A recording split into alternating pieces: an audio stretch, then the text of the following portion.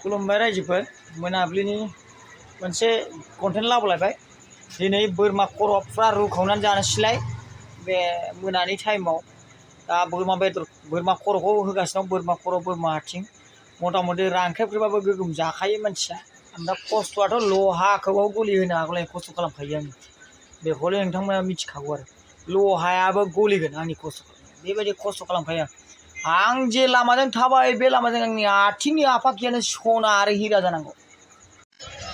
नायदो दा बोरमा खर' नायदो नै बोरमा खर'